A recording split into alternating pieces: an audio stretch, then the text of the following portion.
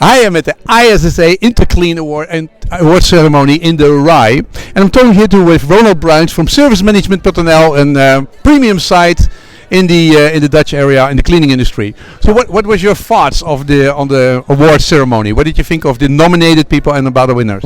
The winners, a lot of robotics there, and a lot of internet connections with cleaning tools. Yeah. So cleaning is finally getting into a little bit high tech, eh? A little bit high tech. Yeah. That's all. First we saw robots. What and who won? The Diversey won in the end with augmented reality. Yeah. But first we saw CleanFix with a beautiful robot. CleanFix has a robot, and they won before because they really work with a robot, right? They really have a working robot which is being used in all kinds of places all over the world. Yeah, to clean floors especially. And there's the second version of a robot. Mm-hmm. So they're working a long time with robots, so that's a very good thing. Yeah. And so they have a head start. And second, I would like to mention Diversity Care with the IntelliBot. That's also a beautiful initiative, and they're all working hard to get their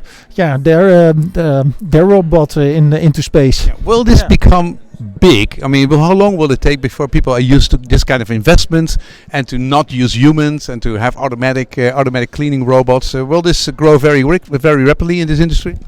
Well, the largest costs are in labor. Yeah. So the question is not if it's going to happen, but when it's going to happen. My question to you is, how fast will this happen? In the next 5 years, will 10% of the people will be replaced by robots? No, I wouldn't think so. It's still a rather large investment, but a lot of distributors are looking into this. So more initiatives on special sites that are well suited for this kind of salvation. So okay, I'll look at the total cost of ownership and if it's useful. Then the Diversity was an interesting company because they have a platform, Diversity,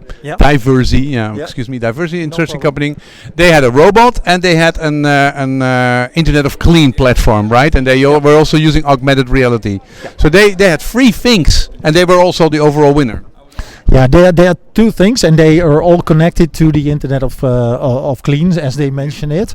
Yeah. But basically, what they're doing is all their machines trying to put them to connect them to the internet, and that's what they call Internet of Cleans. And then you get a sort of a dashboard from what of management results do you have from those machines. So that is of course going to be big. I mean, we're going to have a huge amount of Internet of things connected, and then you can do smart cleaning and you can figure out what not to clean, because that is the biggest thing, of course, we can save if we don't have to clean a lot of things. Yeah. Did you also see innovations which work on that arena, that you can say, hey, these rooms have not been used, these bathrooms, I mean, 5 people came in, so we don't need to clean it intensely?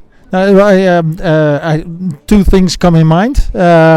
One is Torque, which is mentioned here with EasyCube. Yeah. They connect the washroom to the internet, and then you can see, there's no stuff left in. The paper towels are finished. The paper towels are not finished. Yeah, or the dispensers are empty. And the second one is actually not far away, the Edge for the new building from Deloitte. Yeah.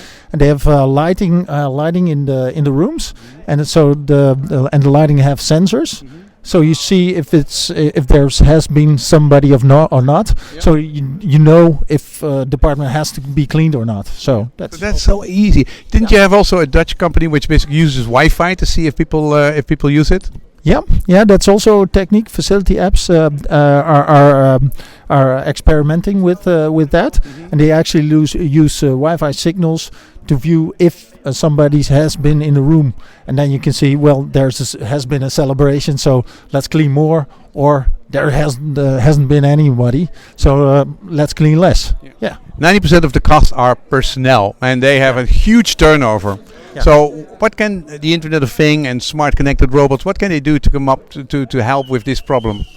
I would think that robots will work next to the humans. But it's then used to you can staff personnel then for hospitality or purposes, or let them clean difficult areas that a robot not can do. So could be potentially a robot should do 80% of the cleaning work. I mean, and humans should be doing intelligent work, right? I mean, that is just that's if you have a good cleaner. If you have a good I love it if just robots start cleaning our stuff. I mean, it's just like sure. You have probably a lawnmower that's. So there's a lot of tasks that can be moved to a robot, but some of the tasks like very difficult floors that have to be scrubbed very hard.